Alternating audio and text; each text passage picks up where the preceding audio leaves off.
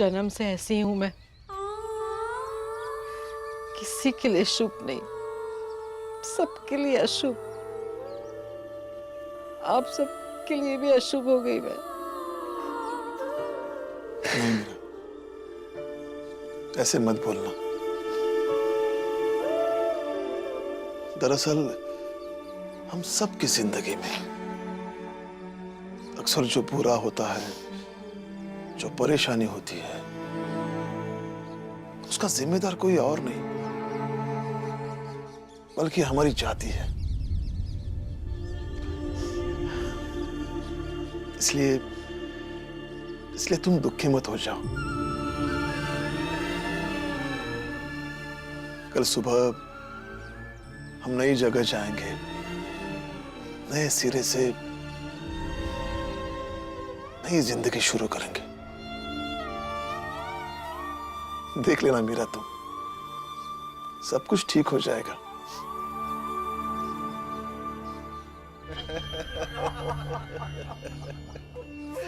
बधाई हो महाराज, बधाई हो। आखिरकार हम जीत गए। अब कल सुबह राम जी और उसका परिवार हमारा सतारा छोड़कर चला जाएगा।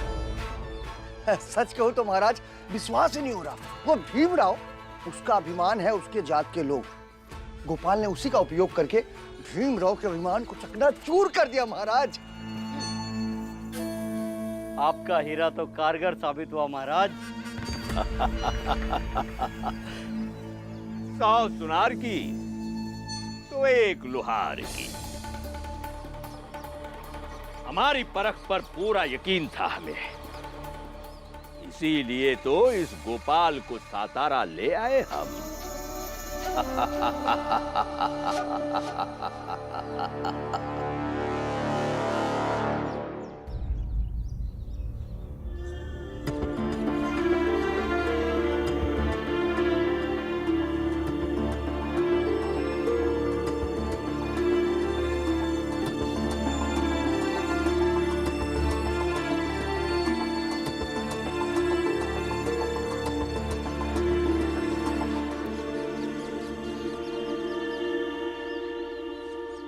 बुआ, मुझे सातारा छोड़कर नहीं जाना है।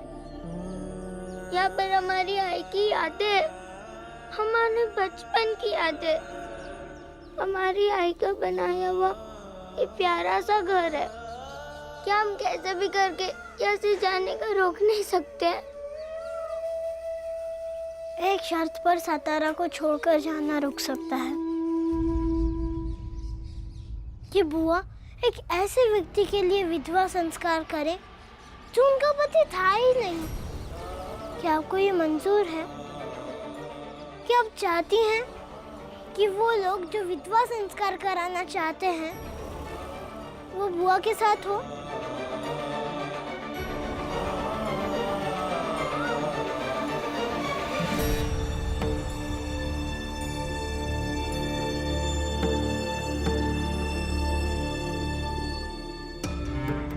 तू समाज से, लोगों से बदलाव के लिए लड़ रहा था ना?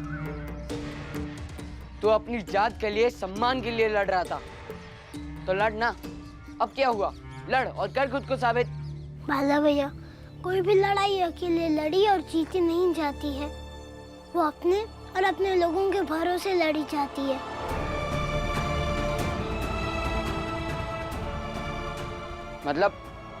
मतलब ये कि इस लड़ाई में आपने उन लोगों का साथ देकर हमें कमजोर कर दिया। अब हम किसके बल पर ये लड़ाई लड़े? और जब अपने ही लोग विरोध में हो तो कैसे लड़ाई जीतेंगे?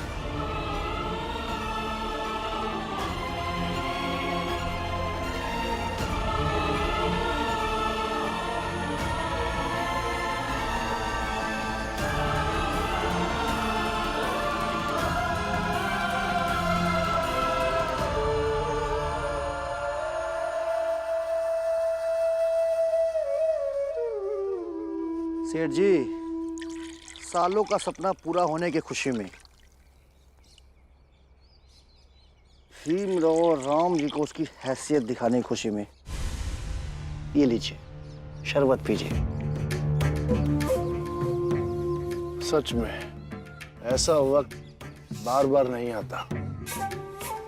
इस दिन का हमें बेसब्री से इंतजार था कि कब राम जी और उसका परिवार हमारा सतारा छोड़कर जाए। सेठ जी सच कहूं तो मुझे तो यकीन ही नहीं हो रहा कि कल सुबह राम जी और उसका पूरा परिवार सतारा छोड़कर चल जाएगा। ये किसी सपने से कम नहीं लग रहा सेठ जी। ये सपना संभव हुआ है गोपाल की मेहनत के कारण। हाँ सेठ जी, वो तो है। जिस काम को पूरा करने के चक्कर में हम इतने सालों से लगे थे, वो गोपाल ने बस कुछ ही दिनों में कर दिया।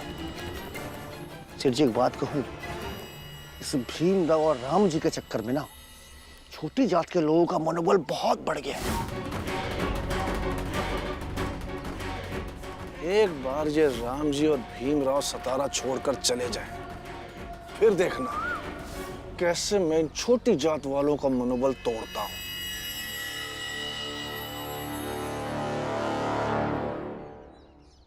बाबा चाय।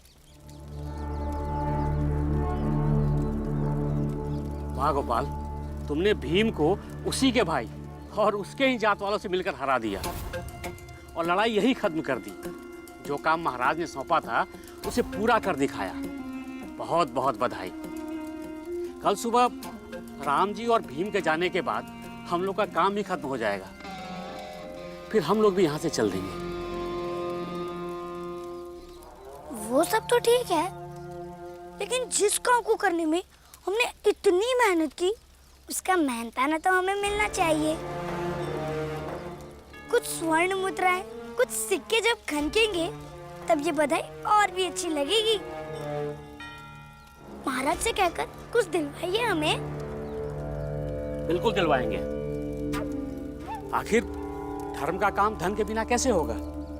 मैं कहूंगा महाराज जी से, वो सेठ है ना, वो महाराज जी का धन स्वामी, बहुत धन है उसकी तिजोरी में। महाराज उससे तुम्हारी मेहनत का पूरा हक दिलवाएंगे। इस बात के लिए निश्चिंत रहो गोपाल।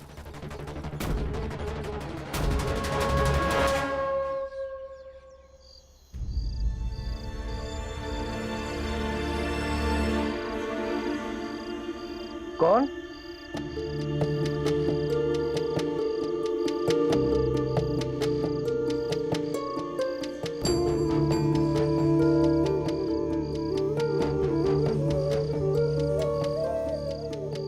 राम जी, तुम?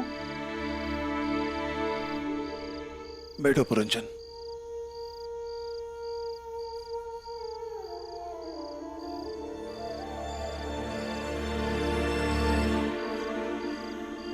क्या करे पुरंजन, परिस्थिति कुछ ऐसी हो गई है कि अपने जिगरी दोस्त को मिलने के लिए छुप कर आना पड़ रहा है, कोई देख ना ले। लेकिन राम जी, इतनी रात में क्यों? तुम तो जानते हो पुरंजन, कल सुबह मैं अपने पूरे परिवार को लेकर यहां से जा रहा हूं। दिन के उजाले में मैं तुमसे मिल नहीं पाऊंगा, क्योंकि तुमने हमसे जो इतनी दूरी बनाकर रखी है। कोई बात नहीं, लेकिन तुमने मेरे बुरे दिनों में बहुत साथ दिया है, मेरे सुख में, मेरे दुख में। बस इसके लिए मैं शुक्रिया कहने आया था। राम जी, क्या तुम्हारा जाना रुक नहीं सकता है? नहीं पुरंजन, अब रुकना मुश्किल है, क्योंकि सब कुछ पहले जैसा नहीं रहा। मेरा अपना बेटा मेरे खिलाफ खड़ा हो गया, मेरा सबसे अच्छा दोस्त मेरे खिलाफ खड़ा हो गया। नहीं पुरंजन, सब कुछ बदल गया है। कुछ भी नहीं बदला है राम जी, क्योंकि मैं जिस राम जी को जानता था वो दृढ़ संकल्पी, साहसी और हिम्मती था। उसके खिलाफ चाहे पूरी दुनिया क्यों ना खड़ी हो जाए, लेकिन वो कभी सच का साथ नहीं छोड़ता था। तुम तो जानते हो मैं सच के साथ खड़ा हूं, सच का साथ दे रहा हूं, तो फिर तुम सच के खिलाफ क्यों खड़े हो?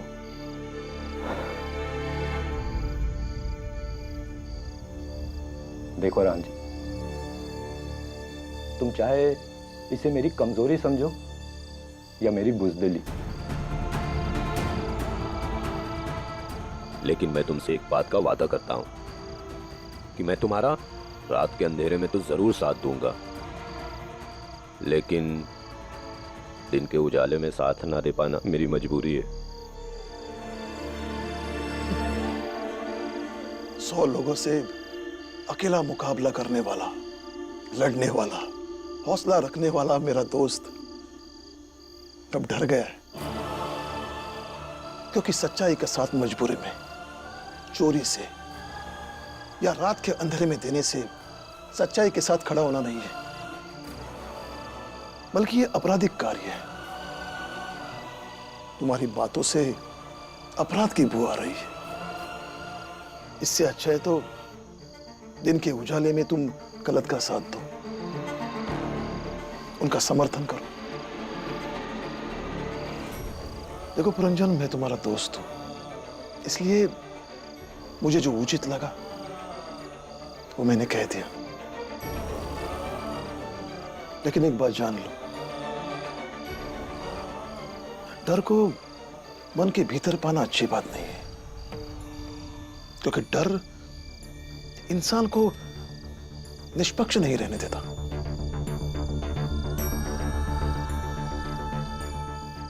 इस सातारा में तुम मेरे इकलौते दोस्त हो, इसलिए तुमसे मिलने चला आया था। और हाँ, अब व्यक्तिगत रूप से जीवन में कभी भी मेरी जरूरत पड़े तो मुझे बेझिझक याद कर लेना।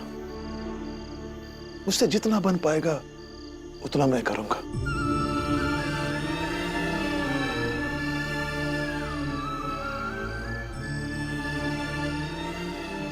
चलता हूं, अपना ख्याल रखना।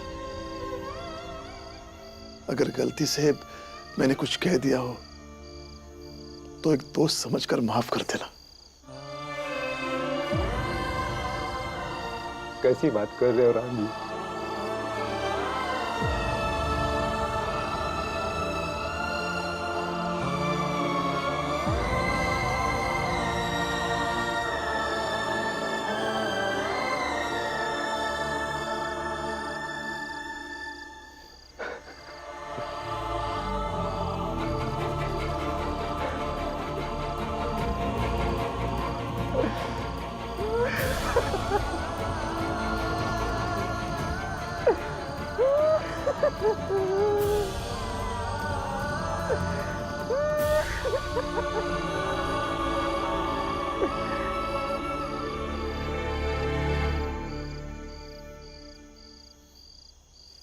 बुआ, हमने सारा सामान बांध लिया है, बस बाला भैया का सामान रह गया है। मैं जानता हूँ कि बाला भैया हमारे साथ नहीं आएंगे, लेकिन बाला भैया, हमें आपकी याद बहुत आएगी। हाँ आनंद, भले ही मैं तुम दोनों का विरोधी हूँ, लेकिन मुझे हमेशा से इस बात का गर्व रहा है कि तुम दोनों कायर नहीं हो। अफसोस, कल से मैं ऐसा सोच नहीं पाऊंगा।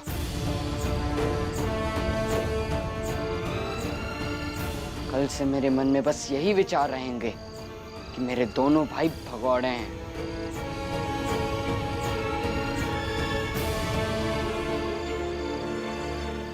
बाला भैया, अगर आपको हम पर इतना ही अफसोस हो रहा है तो हमें कायर होते हुए देखकर आपको दुख नहीं हो रहा? ज्ञान मत दे भीम, लड़ाई का मैदान छोड़ के तू जा रहा है, इसमें मेरी क्या गलती? मैं क्या कर सकता हूँ? अब इतना तो सोचिए कि आपके दोनों भाई क्यों कायर बने और क्यों लड़ाई छोड़कर भाग रहे हैं। बहादुर होने के लिए किसी के साथ की जरूरत नहीं होती है। बहादुर अकेला भी बहादुर ही होता है। अगर तुम्हें लग रहा है कि बुआ के साथ कुछ गलत हो रहा है तो यहीं रुको और लड़ो उनसे। भाग क्यों रहे हो? तुम सब लोग बहस मत करो। अब तय हो गया है, कल सुबह जाना है, मतलब जाना है। जिसको चलना है चलेगा, जिसको नहीं चलना है वो यही रहेगा। ना तो मैं किसी पर चलने के लिए दबाव डालूंगा और ना ही किसी को या रुकने के लिए दबाव डालूंगा। जाओ, सो जाओ।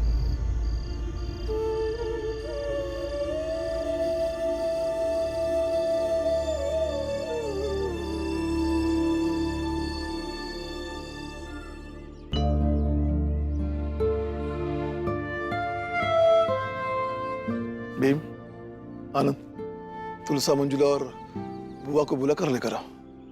राम जी,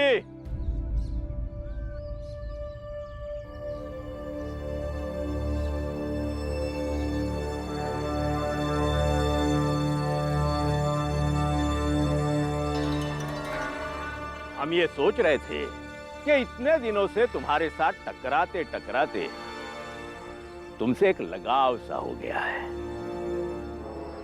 इसलिए हम सोच रहे हैं कि तुम्हारे जाते जाते तुम्हें कुछ उपहार स्वरूप दे दे।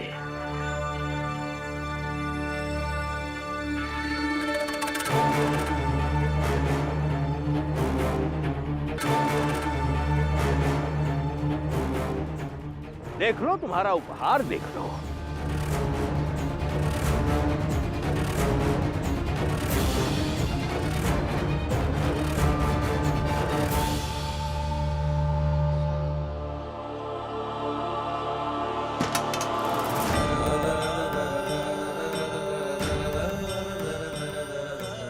जूता चप्पल बनाने के काम आएंगे ये औजार। राम जी, इससे बेहतर तो तुम्हारा उपहार कुछ और हो ही नहीं सकता। अगर ये काम तुम तुम्हारे बच्चों को सिखाओगे तो तुम और तुम्हारे बच्चे जीवन भर सुखी होंगे। और इस तरह की स्थिति इसके बाद कभी नहीं आएगी कि तुम्हें मजबूरन किसी गांव को छोड़कर जाना पड़े।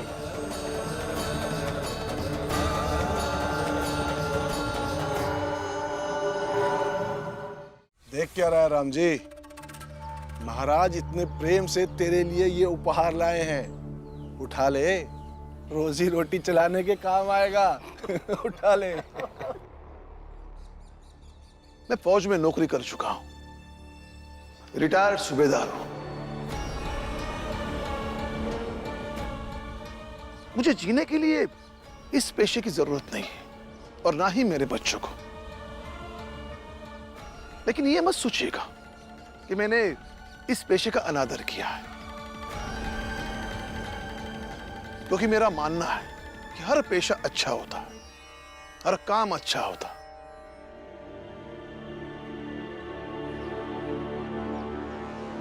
भीम, आनंद, जाओ बुला कर लेके आओ जल्दी। जाओ जाओ।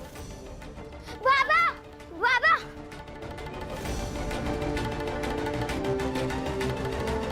पता नहीं बुआ कहाँ चली गई। कहाँ चली गई? सुबह से दिखी नहीं, तो हमें लगा कि कहीं बाहर गई होगी, लेकिन अब तक नहीं आई। ये जाने के समय में कहाँ चली गई? वो देखो, आ रही है।